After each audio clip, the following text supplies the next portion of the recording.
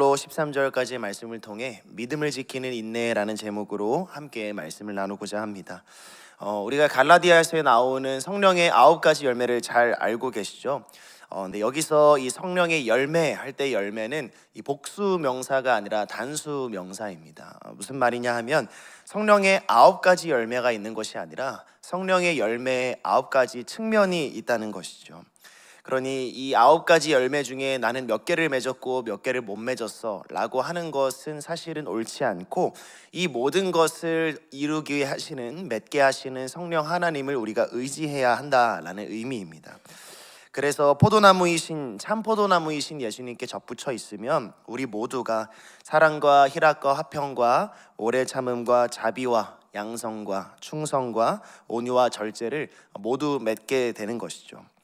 이제 그럼에도 제 안에 이 열매 9가지의 측면이 얼마나 잘 구성되어 가고 있는지 한번 점검을 해보면은 이 중에서도 참 증명하기 어려운 것이 몇 가지 있는 것은 사실입니다. 그 중에서 저는 이 오래 참음, 또 이 인내가 가장 맺기 어렵고 남들에게 증명하기 어려운 부분이라고 생각을 합니다. 저는 이제 어려서부터 좀 인내심이 부족했다고 스스로 생각을 했는데요.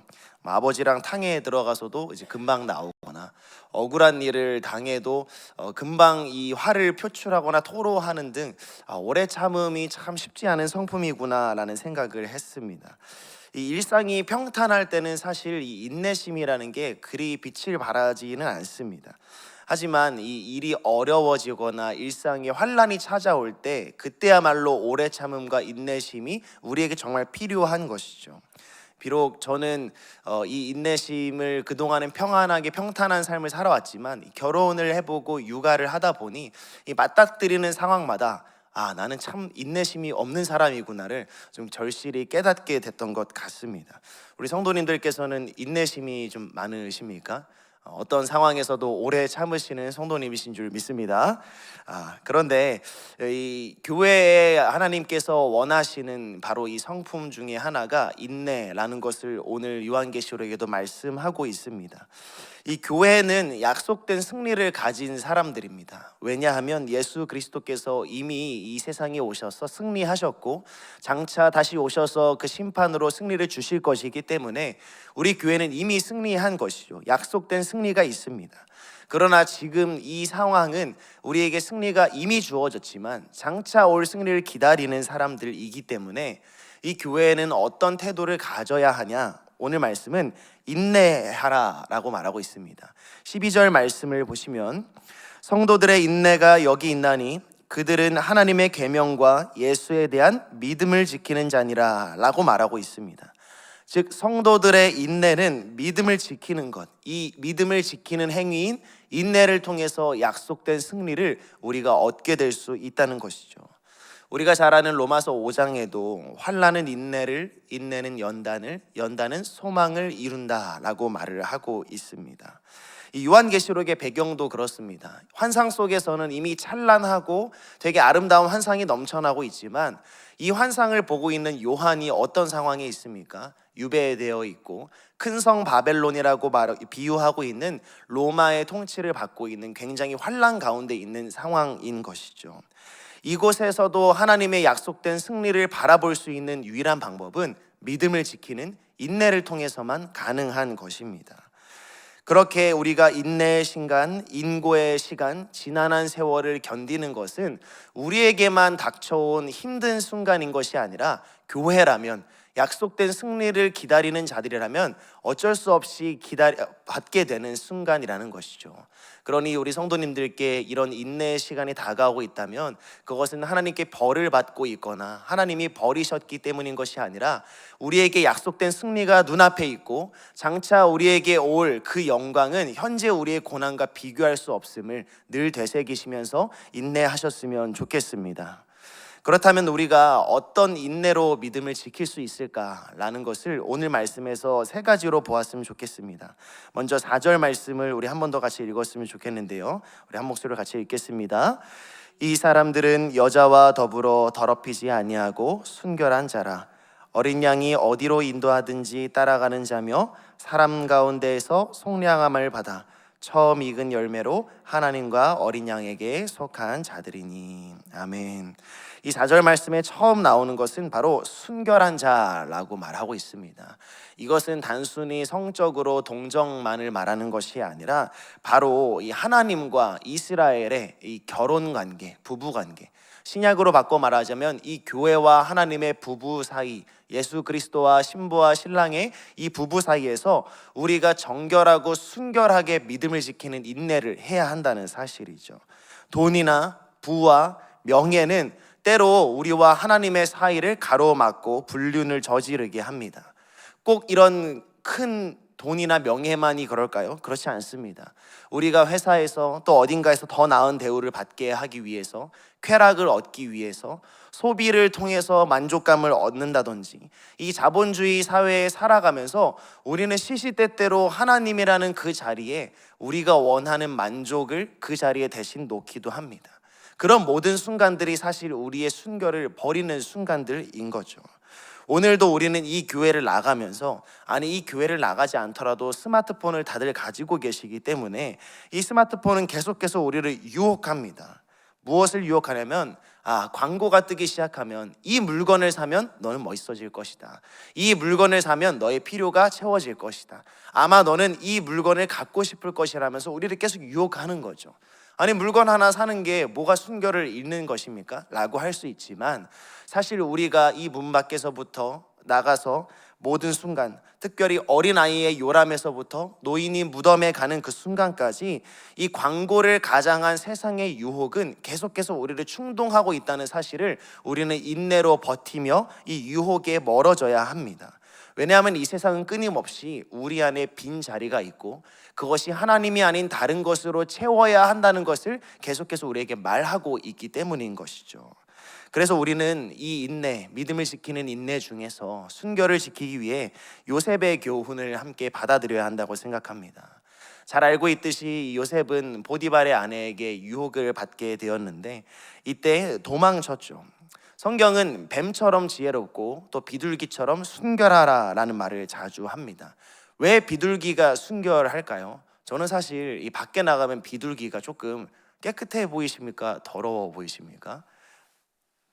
혹시 비둘기 만져보셨습니까? 저는 정말 만지기 싫은데 너무 좀 더러워 보여서 성경에 나오는 비둘기는 정말 깨끗한다 보다 이런 생각을 했는데 간혹 이 해외여행을 가봐도 해외에 있는 비둘기도 더럽기는 좀 마찬가지더라고요. 그래서 이 말씀에 대한 주석들을 좀 잘 찾아보니까 비둘기가 순결한 이유는 비둘기는 가까이 다가가면 날아간다는 것입니다. 그러니까 이 비둘기가 순결한 이유는 죄가 다가오면 비둘기처럼 날아가라는 의미를 담고 있다라고 주석을 하고 있습니다. 즉 요셉처럼 정말 끝까지 인내하며 보디발의 아내가 옆에서 막 춤을 추던 사랑의 노래를 부르던 눈을 꾹 감고 있는 게 아니라 그 자리를 비둘기처럼 날아가는 것이 순결함의 미덕이고 덕목이라는 것이죠. 오늘 하루 우리에게 오는 수많은 유혹들이 있을 것입니다. 물론 큰 유혹들은 우리가 그 자리에서 인내해야 하겠지만 때로는 스마트폰에서, 때로는 사람과의 관계에서, 때로는 미디어에서 오는 유혹들은 우리는 어떤 것들은 이 비둘기처럼 순결하게 그곳에서 도망쳐야 할 것입니다. 악은 어떤 모양이라도 버리라는 하나님의 말씀처럼 우리가 그 자리에서 계속 악을 보고 있는 것이 아니라 그 악의 유혹에서 벗어날 수 있는 그런 믿음의 자세로 인내하시는 성도님들 되시기를 간절히 소망합니다. 둘째, 믿음을 지키는 인내는 또한 4절에 나오는데요. 4절 말씀을 눈으로 보시면 그들은 어린 양이 어디로 인도하든지 따라간다고 하고 있습니다. 여기서 이 어린 양은 예수 그리스도를 의미하고 있습니다. 요한복음에서 예수님은 어린 양임과 동시에 선한 목자며 참된 목자라고 말하고 있죠. 양도 목자의 음성을 알고 목자도 양들을 알고 있는 것입니다. 그래서 양들은 목자의 음성에만 따라가게 되고 이 목자들은 자기 양이 다 들어왔는지를 알게 되는 것이죠. 오늘 하루 이 목자의 음성, 목자임과 동시에 죽임당하신 어린 양의 음성을 듣는 것이 우리에게 인내라는 사실을 기억하셨으면 좋겠습니다. 왜냐하면 우리에게 오늘 수많은 목소리들이 들리기 때문입니다. 세상의 소리, 또한 내 내면에서도 수많은 소리들이 뿜어져 나옵니다. 또는 우리가 신앙생활을 오래 했기 때문에 말씀을 가장한 소리가 우리에게 들리기도 합니다. 성경을 보시면 성경 안에서도 예수님을 시험하는 마귀들은 말씀을 사용해서 시험합니다. 우리가 옳은 것이고 성경적인 것이라 생각하지만 사실 말씀을 가장한 그 소리조차도 우리를 충동하고 있는 것이죠. 그런 바리새인의 소리, 이런 것들에 반응하지 않는 것, 그리고 오직 하나님의 말씀에만 반응하는 것은 분명한 인내, 그리고 그 인내가 없이는 불가능한 일입니다. 그러면 우리가 어떻게 해야 할까요? 우리가 하루 동안 살아가는 가운데 수많은 소리가 우리에게 찾아올 텐데 어떻게 하면 하나님의 말씀에만 귀를 기울일 수 있을까요? 어렵습니다. 수많은 소리들이 나오는데 그 안에서만 하나님의 소리를 찾아낸다는 것은 사실 정말 어려운 일인 것이죠. 그래서 저희는 다른 소리를 모두 꺼두는, 다른 소리를 모두 잠잠하게 하는 시간이 반드시 필요한 것입니다. 제가 설교 시간이지만 잠깐 10초 동안 말을 멈춰볼 테니 혹시 이 본당에 우리에게 들리지 않았던 소리가 있는지 한번 들어보시겠습니까? 제가 10초 동안 말을 한번 멈춰보겠습니다.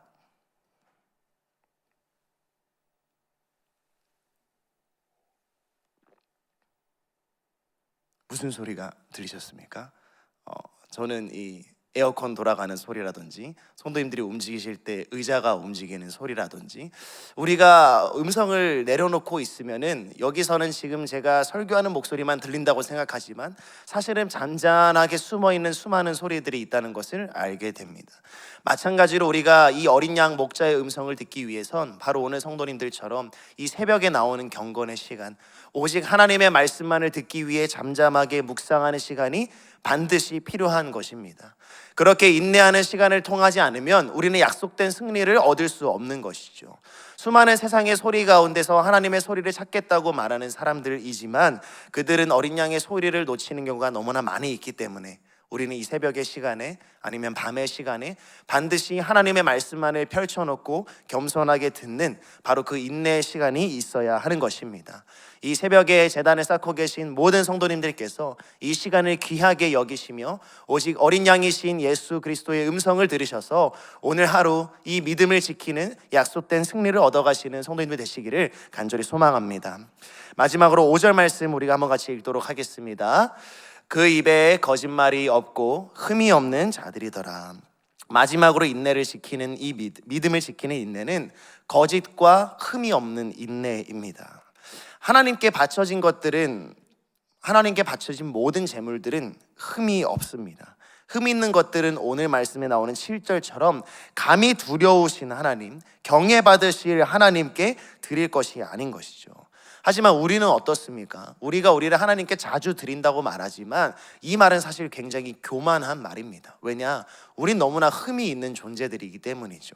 오늘 하루만 하더라도, 이 새벽에 나와서 깨어있는 지 얼마 되지 않는다 하더라도 피할 수 없는 생각과 행동이 자꾸 우리에게 흠을 만들어냅니다.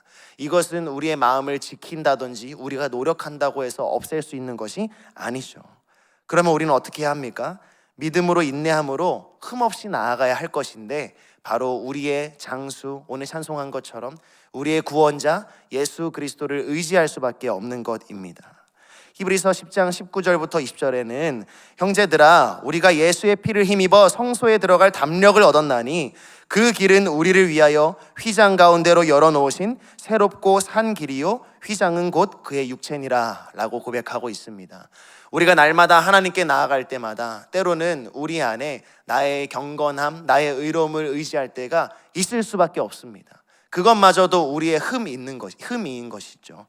그렇지만 히브리서는 우리가 예수 피를 힘입어 성소에 들어갈 담력을 얻었다고, 우리가 담대히 나아가자고 말하고 있습니다. 오늘 우리는 흠이 있지만, 우리는 인내할 수 없지만, 우리는 믿음을 지킬 수 없지만 우리에게 약속된 승리를 허락하신 그 예수님을 의지할 때 하나님은 너희가 거룩한 자다, 의로운 자다, 흠 없는 자다, 나의 사랑하는 딸이요 아들이라고 말씀해 주십니다.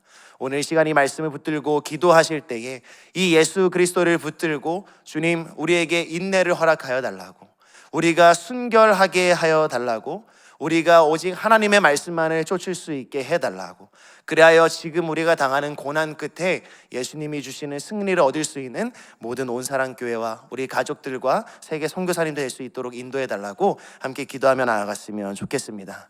기도하겠습니다.